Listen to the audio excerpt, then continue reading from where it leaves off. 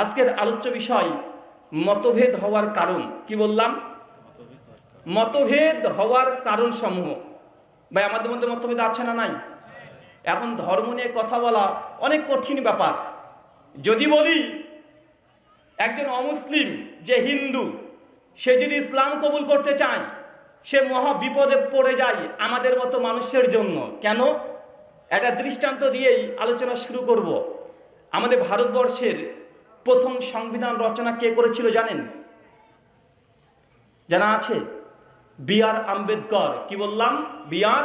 আম্বেদকর। তিনি স্বাধীন ভারতের প্রথম সংবিধান রচনা করেছিলেন। তার ধর্ম ছিল হিন্দু ধর্ম। কোন ধর্ম? আরো জোরে বলেন। হিন্দু ধর্ম। আর হিন্দু ধর্মের মধ্যে 4টে ক্যাটাগরি আছে। একটা ব্রাহ্মণ, ক্ষত্রিয়, বৈশ্য আর শূদ্র। এই শূদ্র, এই ক্যাটাগরিটা হিন্দু ধর্মের সবচেয়ে লাঞ্ছিত একটা জাতি। হিন্দুদের বিশ্বাস অনুযায়ী কোনো শূদ্র ক্যাটাগরির কোনো হিন্দু যদি ব্রাহ্মণের গা টাচ করে, স্পর্শ করে, তাহলে সে অপবিত্র হয়ে যায়। কথা বুঝতে পারছেন? তো বি.আর. আম্বেদকর ছিলেন এই নিম্ন বর্ণের, শূদ্র বর্ণের, মানে শূদ্র জাতের। তিনি তার জীবনীতে বলছেন, যখন আমি স্কুলে যেতাম সেই সময় দেখতাম আমার বন্ধুরা আমার পাশের সিটে বসতো না। কেন? আমি শূদ্র, তারা ব্রাহ্মণ। আমার গায়ে স্পর্শ হয়ে গেলে তাকে পবিত্র হতে হবে। বাংলাদেশের জাতির বন্ধু শেখ মুজিবুর রহমান, তার একটা বই আছে আমার অসমাপ্ত জীবনী। পড়েছেন কখনো? 218 নম্বর পৃষ্ঠায় তিনি লিখেছেন, যখন আমি বিভিন্ন রাজনৈতিক কারণে অনেক সময় তো অমুসলিমদের বাড়িতে যেতে হতো, সেই সময়তে আমি একবার গিয়েছিলাম একজন অমুসলিম, একজন হিন্দু ব্যক্তির বাড়িতে। তো যাবার পরে যখন ফিরে আসি, সেই সময় দেখেছিলাম যে গোটা বাড়িটাকে তারা পানি দিয়ে ধৌত করেছিল। আর এটা কিন্তু ব্যাপক হারে আছে। কোনো মুসলিম যদি কোনো মুসলিমের বাড়িতে যায়, যদি বসতেও দেয়, আপনি চলে যাবেন, ওই জায়গাটা গঙ্গার পানি ছিটিয়ে দেয়। কেন? মুসলিম এসেছে, জায়গাটাকে অপবিত্র করে দিয়েছে। কথা বুঝতে পারছেন? এখনো আছে। এই 2023 খ্রিস্টাব্দ, আধুনিক যুগ, এখনো এই রকম মানুষের চিন্তা চেতনা এখনো আছে। তো বি.আর. আম্বেদকর বলছেন, যেন স্কুলে যেতাম, কলেজে যেতাম, কোনো বন্ধু বান্ধবী আমার সঙ্গে কথা বলতো না। আমি যে প্লেটে বসে খেতাম ওই প্লেটের আশেপাশে থাকতো না। মানে এইভাবে তাকে অস্পৃশ্য হিসাবে দেখা হতো। যখন ধীরে ধীরে বড় হয়, গ্র্যাজুয়েশন কমপ্লিট করে, বিভিন্ন রকমের ভাবে পড়াশোনা স্টাডি শুরু করে, সেই সময় তিনি গভীরভাবে হিন্দু ধর্ম পড়াশোনা করে অবশেষে তিনি হিন্দু ধর্মকে ত্যাগ করে দিলেন। কোন ধর্ম ত্যাগ করলেন? তাই নিজের ধর্ম, হিন্দু ধর্ম ত্যাগ করে দিলেন। মানে সে আর হিন্দু এখন না।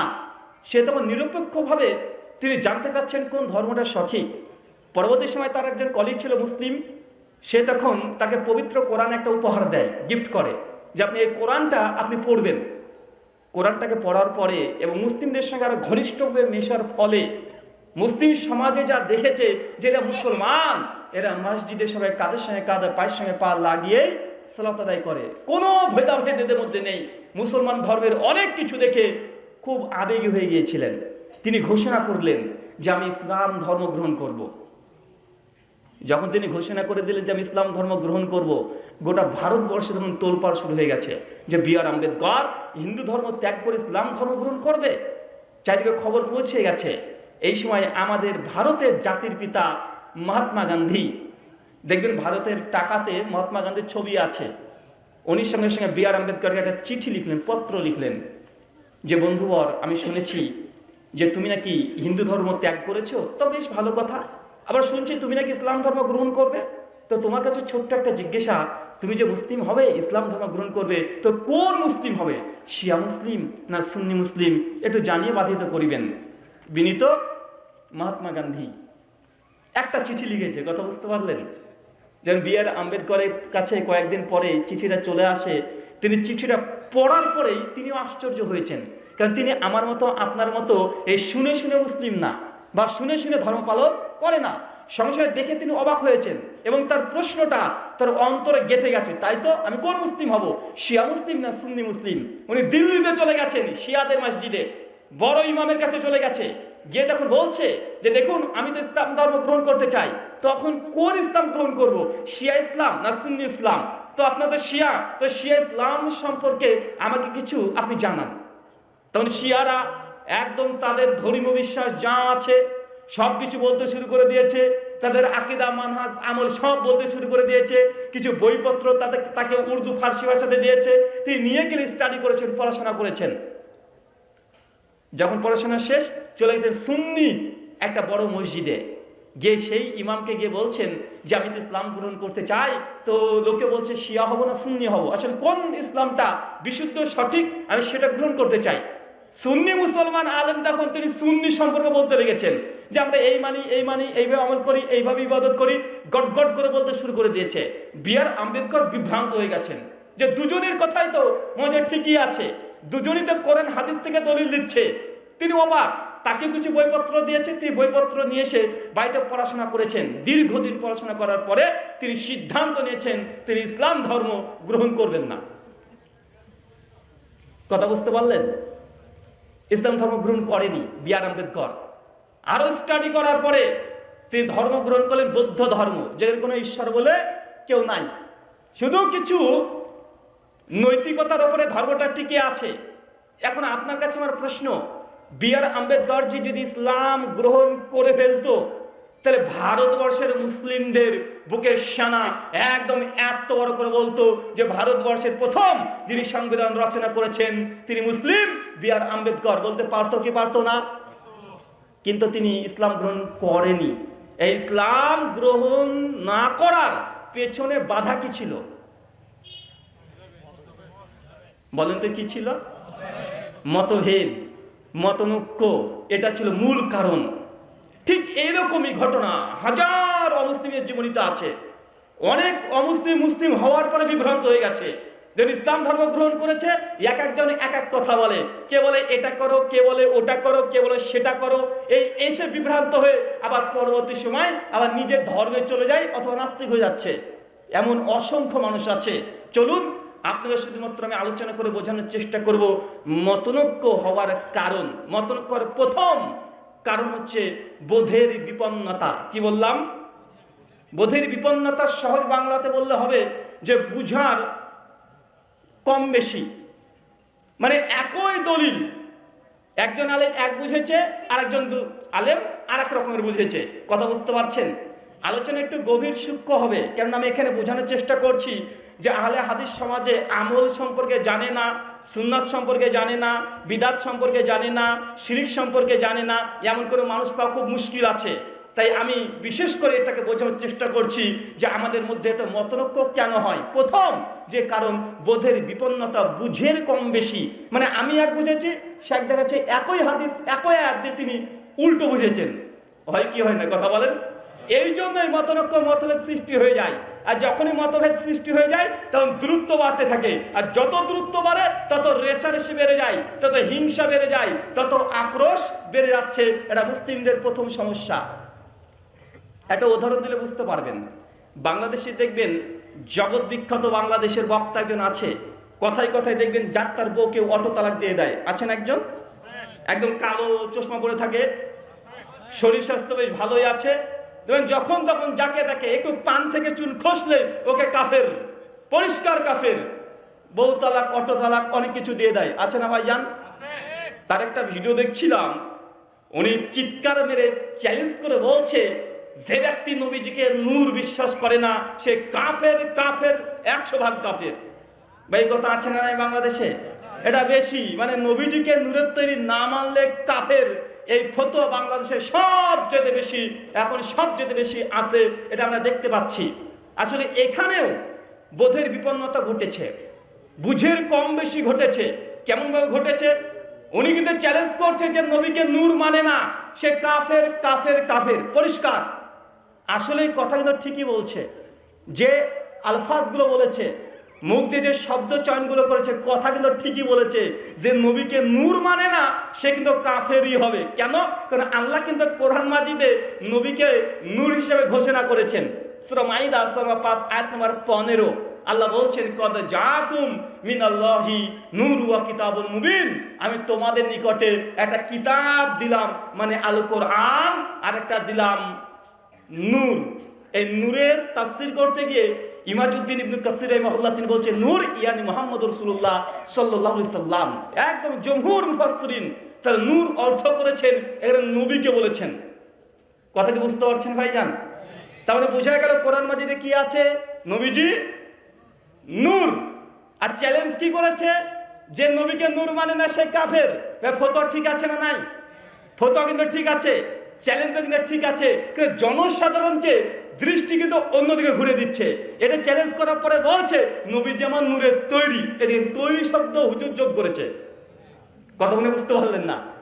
কথা কিন্তু চ্যালেঞ্জ যখন করেছে শব্দ আমাদের ঠিকই ছিল যে নবীকে যে নূর মানে না সে কাফের, কিন্তু পরবর্তী সময় এটা বলতে গিয়ে পরে বলছে অতএব আমাদের নবী যে হচ্ছে নূরের তৈরি। এখন তাদের সঙ্গে আমাদের দ্বিমত কোথায় হচ্ছে? নবী নূর এটা আহলে হাদিসরাও মানে। পবিত্র কোরআন সূরা ইব্রাহিম আয়াত নাম্বার 1 কোরআন মাজিদ আল্লাহ নূর বলেছে। এখন নূর বলার কারণে কি কোরআন মাজিদ নূরের তৈরি? কথা বলেন, নূরের তৈরি হয়ে যাবে?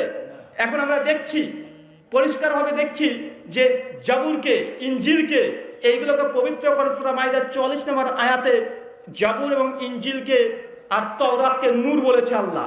এখন তওরাত, জাবুর, ইঞ্জিল তিনটে আসমানি গ্রন্থ, এগুলোকে সব নূরের তৈরি। কথা বুঝতে পারছেন না ভাইজান? সূরা ফুরকানে 61 নম্বর আয়াত আল্লাহ চাঁদকে নূর বলেছে। চাঁদ নূহের 15 নম্বর আয়াত আল্লাহ চাঁদকে নূর বলেছে। এখন তার মানে কি চাঁদ নূরের তৈরি? সেই মুসলিম কিতাবে সালাত 358 নম্বর হাদিস আল্লাহ নবী বলছেন সালাতুন নূর, নামাজ হচ্ছে নূর। এখন নামাজ এই ইবাদত, এটা কি নূরের তৈরি? কথা বুঝতে পারছেন না ভাইজান? কঠিন হচ্ছে কি আপনার জন্য? দেখেন, যেইভাবে আল্লাহ নবীকে আল্লাহ কোরআনে নূর বলেছে, একইভাবে আল্লাহ কোরআনকে নূর বলেছে, জাবুরকে নূর বলেছে, তওরাতকে নূর বলেছে, ইনজিলকে নূর বলেছে, চাঁদকে নূর বলেছে, নামাজ সালাতকেও নূর বলেছে। এখন কোনোটাকে ব্যাখ্যা তারা করছে না যে কোরআন নূরের তৈরি, নামাজ নূরের তৈরি। ভাই কেউ বলে এই কথা? কথা বলেন না। কিন্তু নবীর কাছে এসে তারা ব্যাখ্যাকে চেঞ্জ করেছে কি করে নাই? করেছে। এক বোধের বিপন্নতা, জেনে বুঝেই এটাকে তারা ব্যাখ্যা করছে।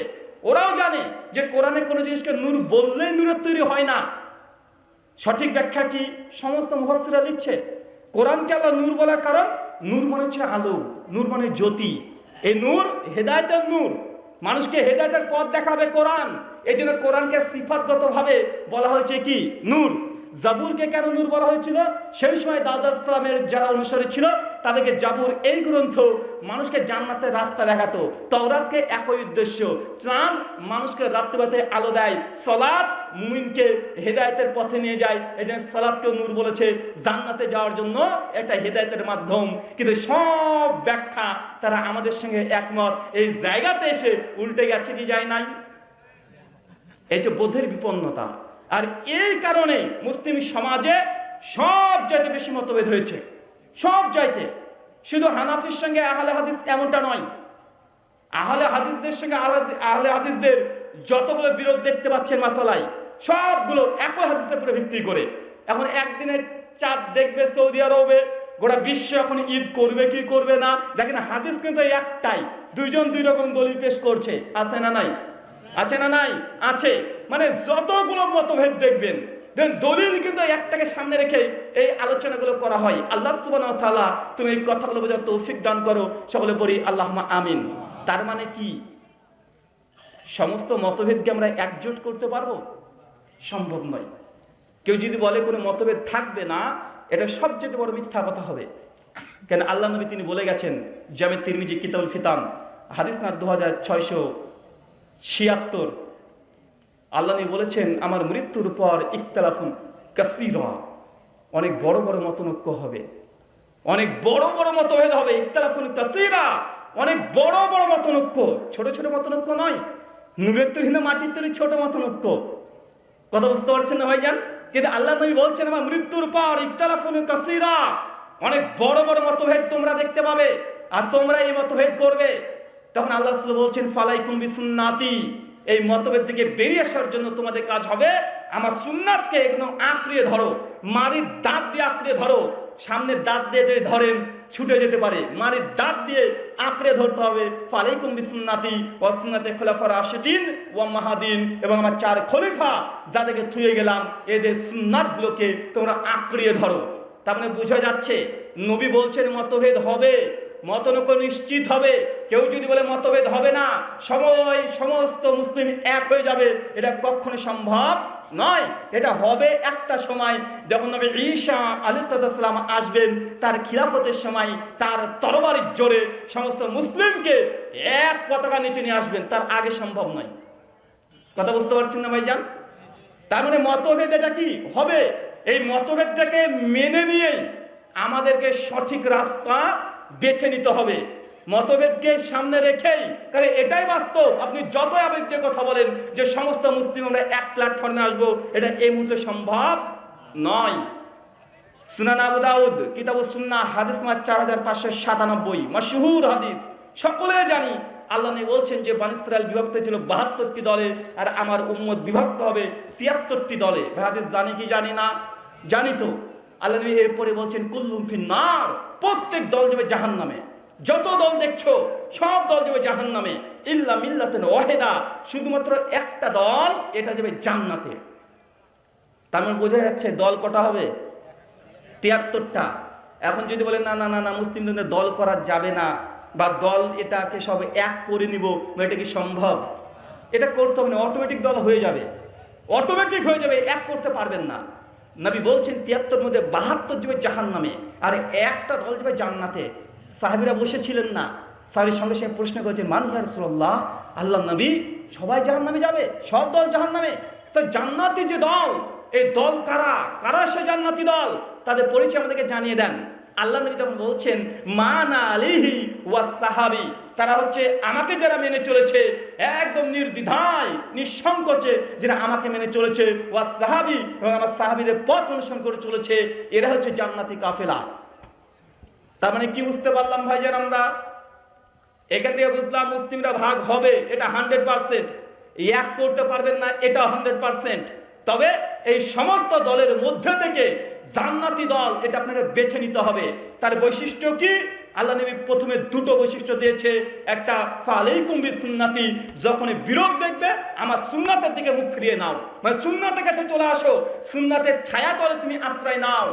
খোলাফা রাশেদিন এবং খলিফাদের সুন্নাতের দিকে আত্মসমর্পণ করে দাও, এটা একমাত্র বাঁচার পথ, এটা একমাত্র জান্নাতের পথ।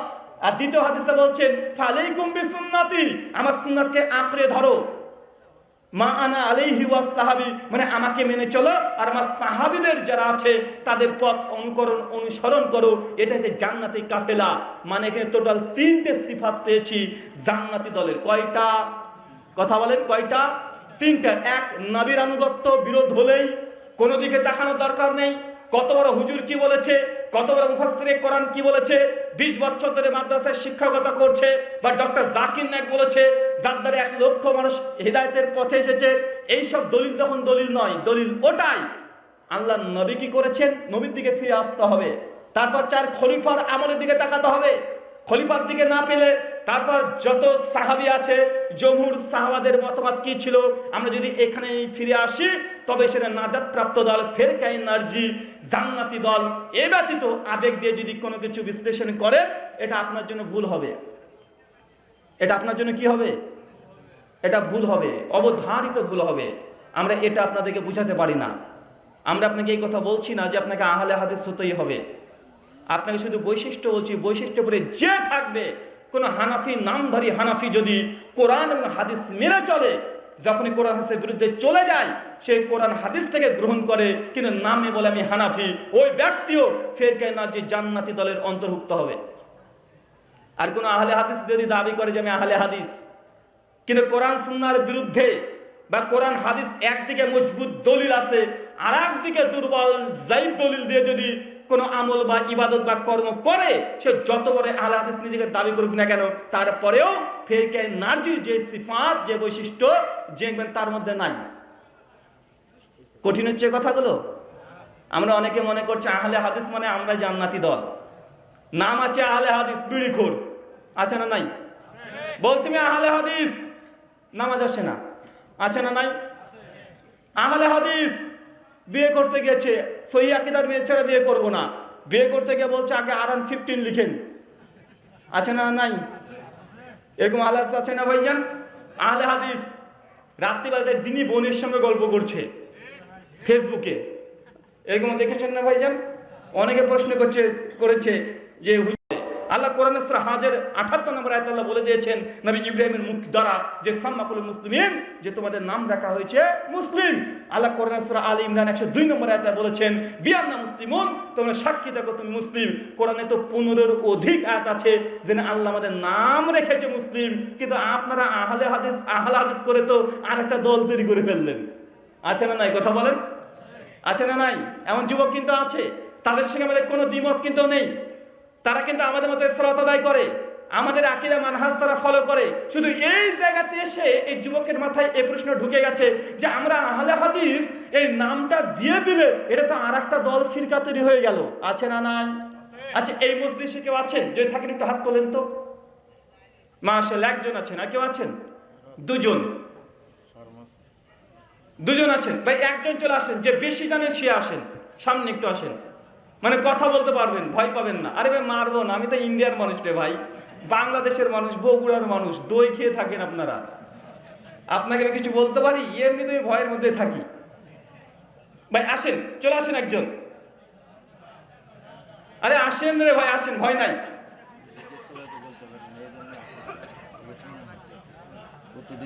চলে আসেন, আলহামদুলিল্লাহ, দৌড় মারেন।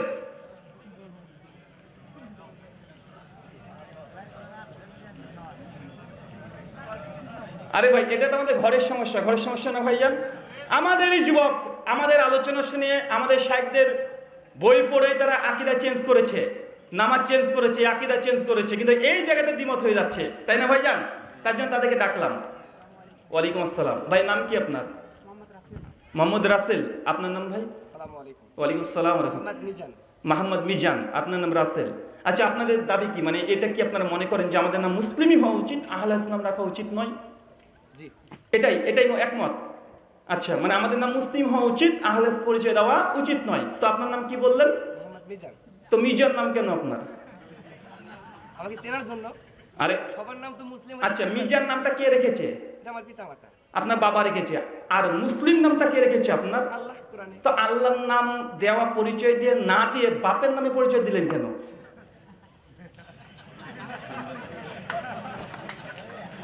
কি অবস্থা! আল্লাহ বললেন আমাদের বিআন্না মুসলিমুন, তোমাদের নাম আমি কি রেখেছি, তোমরা সাক্ষী দেখো তোমরা মুসলিম। আল্লাহর নাম দিয়েছে আমার মুসলিম, আর আমার বাপ নাম দিয়েছে মিজান, আমি আমার বাপের নামে পরিচয় দিচ্ছি। আবার বলছে আহলে হাদিস পরিচয় দেওয়া যাবে না, মুসলিম বলতে হবে। অথচ আপনারই দুটো নাম, একটা আল্লাহর দেওয়া নাম আর এটা বাপের দেওয়া নাম, কিন্তু পরিচয় কোনটা দিয়ে দিই আমরা? কথা বলেন, বাপের দেওয়া। এখন কেউ আবার যুক্তি দিয়ে বলতে পারে রুহুল ভাই কেন হাদিসে তো আল্লাহ নবী নিজে বলেছে ছেলেদের ভালো ভালো নাম রাখো, এই তো দলিল, তো নবী বলেছে তাই আমার বাবা মিজান নাম রেখেছে। তা আমি বলবো যে আল্লাহ নবী তিনি বলেছেন দুটো নাম সবচেয়ে আল্লাহর কাছে বেস্ট, সবচেয়ে পছন্দ দুটো নাম, একটা আব্দুল্লাহ, একটা আব্দুর রহমান। তার মানে আল্লাহর কাছে পছন্দের নাম যদি মানুষের কিছু হয়, দুটো নাম, আব্দুল্লাহ, আব্দুর রহমান। রুহুল বা মিজান বা রাসেল বা আবু আশি এগুলো আল্লাহর কাছে পছন্দ, এর কোনো দলিলই নাই। কথা বুঝতে পেরেছেন কি ভাই? মানে কঠিন হচ্ছে ভাই, আমি লজ্জাদের জন্য বলছি না, আপনাদেরকে জাস্ট বোঝানোর জন্য। কেন আমরা জানি আমাদের আকীদা মানহাজ, আমাদের ফুরুই মাসালা সব আমরা একমত, কিন্তু এই জায়গাতে এসে আমরা মনে করি মানে আমরা দ্বিমত হয়ে যাচ্ছি। ভাই কিছু বলার থাকলে বলতে পারেন। যথেষ্ট, শুকরিয়া, বারাকাল্লাহ ফিক। বসেন। তার মানে বোঝা গেল যে আহলে হাদিস নাম এটা কোনো ইসিম নয়, এটা ইসিম নয়, এটা সিফাত। এটা কি? এটা বৈশিষ্ট্য। আমরা মুসলিম, এটা আল্লাহ সুবহানাহু ওয়া তাআলা নাম দিয়েছে, আর আহলে হাদিস এটা কি? এটা বৈশিষ্ট্য, সিফাত। আপনাকে উদাহরণ দিলে বুঝতে পারবেন। ভাই আল্লাহ কয়জন? আল্লাহ তো একজন। আল্লাহর নাম কতগুলো? প্রায় 99 নেমস আছে আল্লাহ সুবহানাহু ওয়া তাআলার। ইমাম নওয়াবী রাহিমাহুল্লাহ তার শারে মুসলিমের মধ্যে বলছে আল্লাহ 99টার নামই সীমাবদ্ধ না, আর অজস্র নাম আছে আল্লাহ। শাইখুল ইসলাম ইমাম ইবনু তাইমিয়া রাহিমাহুল্লাহ তিনিও বলেছেন, ইমাম বাইহাকি তার আসমা সিফাতের মধ্যে বলেছেন আল্লাহ 99টা নাম, এটা সীমাবদ্ধ নয়, আরো অনেক নাম আছে। তাহলে বোঝা যাচ্ছে আল্লাহ একজন, তবে আল্লাহর নাম শতাধিক। কিন্তু ওই নামগুলো কি নাম না সিফাত? আর রহমান, আর রহিম, আল করিম, আল হাকিম, এগুলো কি আল্লাহ সিফাত, মানে বৈশিষ্ট্য, গুণ, বিশেষণ। আচ্ছা, আমাদের নবী শেষ নবী কয়জন? একজন। আমাদের নবীর নাম কতগুলো? শারহ সুন্নালিল বাগাবী হাদিস না 3436। আল্লাহ নবী বলছেন আল্লাহ সুবহানাহু ওয়া তাআলা আমার অনেকগুলো নাম রেখেছে, যেমন কোরআনে আছে সূরা সফের 6 নম্বর আয়াত আহমদ, কি নাম? আহমদ। আর সূরা আহজাবের 40 নম্বর আয়াতে মা কানা মুহাম্মাদুন, নাম কি আছে? মুহাম্মদ। সেই বুখারীর মধ্যে আছে আল মাহি, আল আকিব, মুবাসসির, ইয়া আইয়ুহাল মুজাম্মিল, আছে না নাই? কথা বলেন।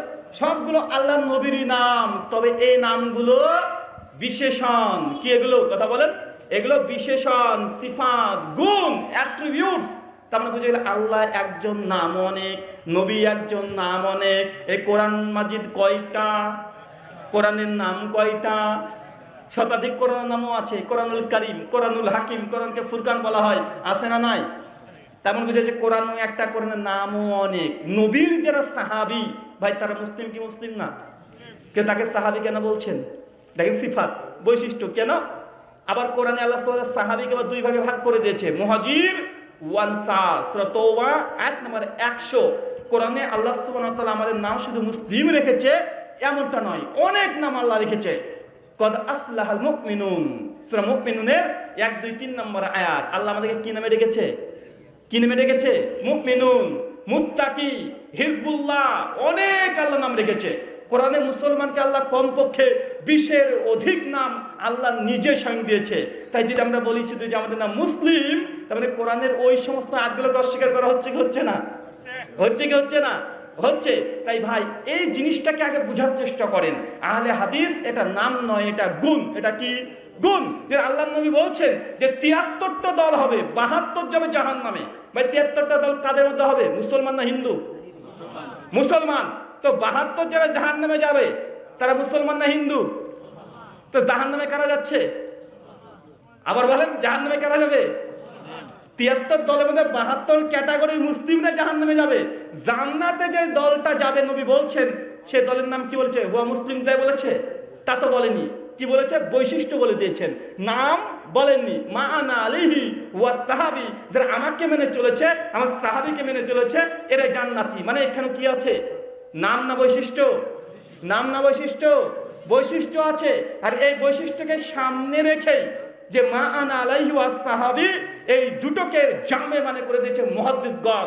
মুহাদ্দিসগণ বলেছেন আলী ইবনুল মাদিনী রাহিমাহুল্লাহ, ইমাম বুখারীর উস্তাদ, 166 হিজরিতে তার ওফাত। তিনি জামে তিরমিজি হাদিস না 2192 বলছেন হুম আহলুল হাদিস। কি বলছেন? এই মা আনা আলাইহি ওয়া সাহাবী এটাকে জামে মানে করে মুহাদ্দিসগণ নাম দিয়েছেন ফিরকায়ে নারজি, জান্নাতি দল, তাইফা মানসুরা। তারা অন্য কেউ নয়, তারা হুম আহলুল হাদিস। তাই এই নামের উপরে আপত্তি করলে জেনে রাখবেন, যেখানে সেখানে আপত্তি করছেন না, আমাদের কাছে আপত্তি করছেন না। এটা ইমাম বুখারীর প্রতি আপনি আঙুল তুলছেন, ইমাম তিরমিজির উপরে আঙুল তুলছেন। মানে যাদের হাদিস না পড়লে আপনি আমলই করতে পারবেন না, তারা এই নামটা কোরআন ঘেটে ফিরকায়ে নারজির নামকরণ করে দিয়েছে জামে মানে করে। আঙ্গুল তোলা মানে আমাদের বিরুদ্ধে নয়, একদম মুহাদ্দিস পর্যন্ত এই আঙ্গুল চলে যাচ্ছে। বরঞ্চ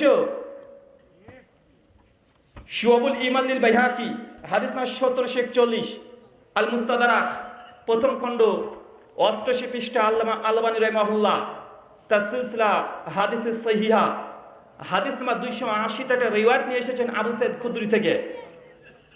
তিনি যখন কোন যুবকদেরকে দেখতেন, আবু সাইদ খুদরি সাহাবী রাসূল, আল্লাহর নবীর সাহাবী, তিনি চিৎকার মেরে ঘোষণা করে বলতেন ফাইনা খুলুফুনা ওয়া আহল হাদিস ইবাদানা, তোমরাই পূর্ব উত্তরসূরি, তোমরা হচ্ছে আহলুল হাদিস। তবে এই দলিলটাকে অন্তত আমি দলিল মনে করি না, কারণ এই দলিলটা একদমই দুর্বল। যদি আল্লামা আলবানী রাহিমাহুল্লাহ হাদিসটাকে শাহেদের কারণে হাসান বলেছেন, তবে এই হাদিসের সনদ একদম মারাত্মক পর্যায়ে যায়িফ। শুধু যায়িফ না, একদম যায়িফুজ জিদ্দান। এখানে আবু হারুন আল আবদি একজন রাবি আছে, সমস্ত মুহাদ্দিসদের ঐক্যমতে যায়িফ রাবি। মাত্র কোন হাদিস আগে কাযযাব পর্যন্ত কেউ কেউ বলেছে, মানে কট্টরপন্থী শিয়া ছিল। তাই এই হাদিসটা অন্তত আমরা গ্রহণ করি না, যে হাদিসের আলোকে আমরা প্রমাণ করতে পারতাম খুব সহজেই যে আমাদের আহলে হাদিস নাম এটা সাহাবীরা দিয়ে গেছেন, বলতে পারতাম কি পারতাম না। কিন্তু ইতিদাল শুধুমাত্র আহলে হাদিস ওলামা শাইখ মাশাইখ যারা আছেন তারা এখানে ইতিদাল করেছেন। এই জন্য যায়িফ হাদিস নিজের পক্ষে পাওয়ার পরেও এই যায়িফ হাদিস গ্রহণ করে নাই। যদি গ্রহণ করতো ডাইরেক্ট হাদিস থেকে নাম আসতো না। কথা বলেন, ডাইরেক্ট আসতো। তবে এই আহলুল হাদিস এই নামটা মুহাদ্দিসগণ, ফুকাহাগণ, মুফাসসিরগণ তারা ঐক্যমতে এই নামটাকে তারা সিলেকশন করে দিয়েছে। আল্লাহ সুবহানাহু ওয়া তাআলা এই কথাগুলো আমাদের যুবক ভাইদেরকে, তরুণ ভাইদেরকে বোঝার তৌফিক দান করে, সকলে বলি আল্লাহুম্মা আমিন। সম্মানিত সুধী, এবার আমরা আসবো সমাধানের দিকে। বুঝলাম ইখতিলাফ হবে, দল হবে, মতভেদ হবে, সমাধান কিভাবে করব? আপনাকে কয়েকটি স্টোরি বলবো হাদিস থেকে, ঘটনা। আর আল্লাহ নবী যে ভবিষ্যৎবাণী, ইখতিলাফুন কাসীরা, অনেক বড় বড় মতনৈক্য হবে আমার মৃত্যুর পর। নবীর মৃত্যুর সঙ্গে সঙ্গে 5 মিনিটও লাগেনি, উম্মত মতভেদ করেছিল। 5 মিনিট সময় লাগেনি। আল্লাহ নবী মৃত্যুবরণ করার সঙ্গে সঙ্গে উম্মত এত বড় মতভেদ করেছে, দুনিয়ার জমিনে অত বড় মতভেদ আর কোনোদিনই আমরা করতে পারবো না। কোন মতভেদ? সহিহ বুখারী 1241 1242 নম্বর হাদিস, কিতাবুল জানাইজে উঠে দেখবেন। এবং সহিহ বুখারী কিতাবুল আম্বিয়া হাদিস না 3461 এবং 68, 6 বার হাদিস সহিহ বুখারীতে এসেছে। আল্লাহ নবী যখন মৃত্যুবরণ করেছেন, আমাদের আয়েশা রাদিয়াল্লাহু তাআলার ঘরের মধ্যেই সমস্ত সাহাবীরা মক্কা মদিনায় সবাই কান্নাতে ভাসিয়ে দিচ্ছেন। কারণ আল্লাহ নবী দুনিয়া থেকে চলে গেছেন। এটা কি সহ্য করা সম্ভব? কথা বলেন। আপনার মা যদি মারা যায়, আপনি স্থির দাঁড়িয়ে থাকতে পারবেন? আপনার যদি ভালোবাসার কোনো ব্যক্তি মারা যায়, নিজে স্থির থাকতে পারবেন? মনে হয় দুনিয়াটা সব ভেসে গেল। নবী মারা গেছে, সাহাবীরা সহ্য করতে পারে? যে নবীর জন্য নিজের কলিজা ছিঁড়ে তারা দিয়ে দিয়েছে, যে নবীর জন্য তারা যুদ্ধের ময়দানে নবীকে পেছনে রেখেছে, আর সামনে খালিদ বিন ওয়ালিদ বলছে, আল্লাহ নবী আপনি মাথা তুলবেন না, কারণ মাথা তুলে তীর লেগে যেতে পারে। আমি খালিদ বিন ওয়ালিদ আপনার সামনে আমি দাঁড়িয়ে থাকলাম, লাগলে আমার বুকে লাগুক। সেই দিনের সাহাবীগুলো যখন দেখছে নবী দুনিয়া থেকে চলে গেছে, তাদের মনের যে ভেতরে কষ্ট, এটাকে আপনি ফিল করতে পারবেন? পারবেন না, সম্ভব নয়। 1400 বছর পর আমরা এই ভাববে আমরা সম্ভব নয়। নবী মারা গেছে, সমস্ত সাহাবীরা বাড়ির সামনে এসে কাঁদাকাটি শুরু করে দিয়েছে, কঠিনভাবে কাঁদাকাটি করছে। অতঃপর ওমর বিন খাত্তাব রাদিয়াল্লাহু তাআলা একটা তরবারি নিয়ে চলে এসেছে, লম্বা একটা তরবারি নিয়ে চলে এসেছে। এসে সঙ্গে সঙ্গে চিৎকার মেরে বলছে, যে ব্যক্তি বলবে নবী মারা গেছে, তার গর্দনটাকে আমি উড়িয়ে দেব। ওমর বিন খাত্তাব তিনি বিশ্বাস করছেন না নবী মারা গেছেন, অস্বীকার করছে, না আমার নবী মারা যায়নি, বরং আমার নবী মূসা আলাইহিস সালাম যখন 40 দিনের জন্য আসমান আল্লাহ গিয়েছিলেন আল্লাহর কাছে, ঠিক ওইভাবে চলে গেছে, আবার ফিরে আসবে। অথবা ঈসা নবীর মতো আল্লাহ তাকে আসমানে নিয়ে গেছে, আবার ফিরে আসবে আমার নবী। অথবা নবী আবারও মেরাজে গিয়েছে, আবার ফিরে আসবে।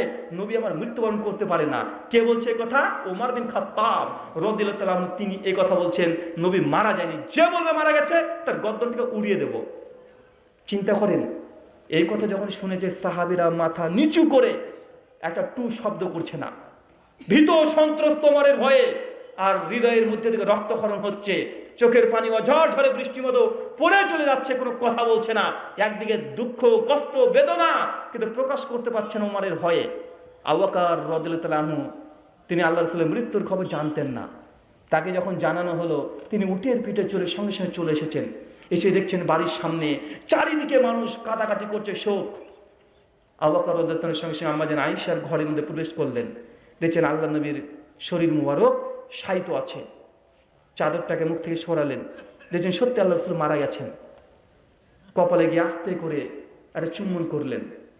চুম্বন করার পরে তিনি বাইরে এসে দেখছেন যে ওমরের ভয়ে কোনো সাহাবী কোনো কথা বলছে না, একদম নিস্তব্ধ, সবাই কান্নাকাটি করছে, কোনো কথা নাই। কেন? ওমর বলেছে, যে বলবে নবী মারা গেছে আমি তার গর্দনটাকে উড়িয়ে দেব। আবু বকর রাদিয়াল্লাহু তাআলা এসে সঙ্গে সঙ্গে বলছে, ওমর ইজলিস, ওমর তুমি বসো। ওমর বসছে না। আবার বলছে, ওমর ইজলিস তুমি বসো। ওমর বসছে না। আবু বকর পরিস্থিতি বুঝে বুঝতে পারছেন যে ওমরকে দুনিয়াতে কোনো মানুষ তার এই মত থেকে সরাতে পারবে না। সঙ্গে সঙ্গে তিনি হামদা সানা পড়তে শুরু করে দিয়েছেন। আম্মা বাদ ফামান কানা মিনকুম ইয়াবুদু মুহাম্মাদুন মুহাম্মাদুন কাদ মাত। হে দুনিয়াবাসী, তোমরা জেনে রাখো, যা তোমরা মুহাম্মদ সাল্লাল্লাহু আলাইহি ওয়াসাল্লামের আনুগত্য ইবাদত করতে, জেনে রাখো মুহাম্মদ সাল্লাল্লাহু আলাইহি ওয়াসাল্লাম আজকে মৃত্যুবরণ করেছে। আর যা তোমরা আল্লাহর ইবাদত করতে, জেনে রাখো ওয়াল হাইয়ুল কাইয়ুম, তিনি চিরঞ্জীব, চিরস্থায়ী। এই কথা যখনই বলেছে ওমর বিন খাত্তাব, তারপরে তিনি থামছেন না, ওইভাবে আছেন, শক্তভাবে তিনি দাঁড়িয়ে আছেন। আবু বকর রাদিয়াল্লাহু তাআলার সঙ্গে সঙ্গে কোরআন মাজিদ থেকে একটা আয়াতে কারিমা তিনি তিলাওয়াত করেছেন, পাঠ করেছেন। সূরা আলে ইমরান আয়াত নাম্বার 144, ওয়ামা মুহাম্মাদুল ইল্লা রাসূল কদ খালাত মিন কাবলি রাসূল আফাইমাতা আও কুতিলা, যে মুহাম্মদ সাল্লাল্লাহু আলাইহি ওয়াসাল্লাম নবী ছাড়া অন্য কিছু না, তার পূর্বে অজস্র নবী এসেছেন, মারাও গিয়েছে। হে আমার সাহাবীরা, যদি নবী মারা যায় তোমাকে ধর্মকে ত্যাগ করে দিয়ে উল্টো পথে যাবে? হুদাইবিয়ার সময়, ওহুদের সময়তে এই আয়াত আল্লাহ আগে থেকে অবতীর্ণ করে দিয়েছিলেন যে আমার নবী দুনিয়া থেকে তিনি মৃত্যুবরণ করবেন। যখন এই আয়াত পাঠ করে শুনিয়ে দিয়েছেন আবু বকর রাদিয়াল্লাহু তাআলা আনহু, লক্ষাধিক সাহাবী চারিদিকে ঘিরে বসে আছে। ওমর বিন খাত্তাব প্রসঙ্গে আব্দুল ইবনে আব্বাস বলছেন, আমি আব্বাস আমি ওমর বিন খাত্তাবকে দেখলাম যখন এই কোরআনের আয়াত পাঠ করতে শুরু করেছে আবু বকর, ওমর সঙ্গে সঙ্গে হাত থেকে ছেড়ে দিয়েছে, তরবারি নিচে সঙ্গে সঙ্গে পড়ে গেছে। ওমর বিন খাত্তাব আল্লাহর কোরআনের কাছে যখন ওহী চলে এসেছে সঙ্গে সঙ্গে আত্মসমর্পণ করে দিয়েছে। ওমর বিন খাত্তাব বলছে, আবু বকর তুমি এমন কোরআনের আয়াত পাঠ করলে আমার মাথা থেকে, স্মৃতি থেকে এটা বিস্মৃত হয়ে গিয়েছিল, ভুলে গিয়েছিলাম তুমি এমন কোরআনের আয়াত পাঠ করলে। এই কথা বলার সঙ্গে সঙ্গে যত সাহাবী আছে সবাই গুনগুন গুনগুন করে এই আয়াতের তিলাওয়াত করছে, ওয়ামা মুহাম্মাদুল ইল্লা রাসূল কদ খালাত মিন কাবলি রাসূল। এখন আমার প্রশ্ন, আল্লাহ নবী মৃত্যুবরণ করেনি, দাবি কার ছিল? ওমর বিন খাত্তাব। একদম অনর, নড়বে না। ওমর বিন খাত্তাব খুব মেজাজ মজবুত, ঈমান। আবু বকর দুইবার বলছে ইজলিস, বসো ওমর, কোনো কথা নাই, তার কথাকে কর্ণপাত করেনি। আবার বলছে ইজলিস, বসো ওমর। ওমর তাও বসনি। তরবারি কখন পড়েছে হাত থেকে? যখন কোরআনের আয়াত যখন পাঠ করেছে ওমর বিন খাত্তাব আল্লাহর ওহীর কাছে, তার দাম্ভিকতা, তার যে জজবা ছিল সঙ্গে সঙ্গে চূর্ণ বিচূর্ণ হয়ে গেছে। তার মানে বোঝা যাচ্ছে মতভেদ মতনৈক্য হলেই আমাদের সমস্ত কিছু আত্মসমর্পণ করতে হবে আল্লাহর এই কোরআনের কাছে, মানে ওহীর কাছে। তার জন্য তো আহলুল হাদিস তাদের একটাই দাবি, একটাই মিশন সব জায়গায়, যে সকল বিধান বাতিল করো, ওহীর বিধান কায়েম করো। আমরা গোটা বিশ্বব্যাপী মানুষকে বলি না যে আমার পীর আছে, আমার পীরের কাছে আসো তুমি জান্নাত পেয়ে যাবে। আমরা বলি যে আমার বই পড়েন আপনি জান্নাত চলে যাবেন। আমি বলি যে ওই একজন ইমাম আছে, ইমাম যা বলেছে তাই মেনে নাও, তোমার জন্য জান্নাত কনফার্ম, বা এমন কথা বলি না। আমরা জনসাধারণকে বলি যে ভাইজান আপনি কোরআন পড়েন, নবীর হাদিস পড়েন, যেটা হক মনে করবেন সেটা গ্রহণ করে নেন। আমরা নির্দিষ্ট কোনো ব্যক্তির দিকে তাকাই না, কোন ব্যক্তি কি বলেছে অকাট্যভাবে অন্ধের মতো মেনে নিতে হবে, এই কথা আমরা কখনোই বলি না। গোটা বিশ্ব জগতে মুসলিমদের নামে যত দল আছে, এরকম কণ্ঠ উঁচু করে কোন দল আজকে এই কথা বলতে পেরেছে? কোন দল বলেছে যে কোরআন হাদিস পড়েন? এবং তারা বলে ভাই কোরআন পড়বেন না, হাদিস পড়বেন না, গুমরাহ হয়ে যাবেন। আছে না নাই? মানুষকে দাওয়াত কি দেওয়া হয় যে সাধারণ আমজাদা কোরআন হাদিস পড়লে গোমরাহ হয়ে যাবে। আর নবী বলছেন যে কোরআন হাদিসকে তুমি আঁকড়িয়ে ধরো। মুওয়াত্তা মালিক 186 নম্বর হাদিস, আল্লাহ নবী বলছেন তারাকতু ফিকুম আমরাইন, আমি তোমাদের মধ্যে দুটো জিনিস ছেড়ে গেলাম, যতক্ষণ আঁকড়ে ধরবা তোমাকে কেউ গোমরাহ করতে পারবে না। এক কিতাব আল্লাহ, আল্লাহর কিতাব, দুই সুন্নাতে রাসূলিহি, নবীর সুন্নাত। নবী বলে গেলেন দুটোকে আঁকড়ে ধরো, কেউ কখনো গোমরাহ পথ ভ্রষ্ট করতে পারবে না। আর হুজুর আমাদেরকে কি বলে? হুজুর বলছে যে কোরআন হাদিস সাধারণ আমজনতা বুঝতে পারবে না, কোরআন হাদিস পড়লে মানুষ গোমরাহ হয়ে যাবে। বরং আমাদের ইমাম সাহেব 1200 বছর আগে যে ফতোয়া তার বুদ্ধির অনুকূলে দিয়েছে সে ফতোয়াকে মানতে হবে অন্ধের মতো। ইমাম চাই ভুল বলুক আর ঠিক বলুক, দেখার কোনো সুযোগ নেই। আমাকে হুজুরও বলে দিয়েছে যদি বলদকে যদি গাই বলে চালিয়ে দেয়, এখন বলদকে গাই মানতে হবে। আচ্ছা না নাই কথা বলেন?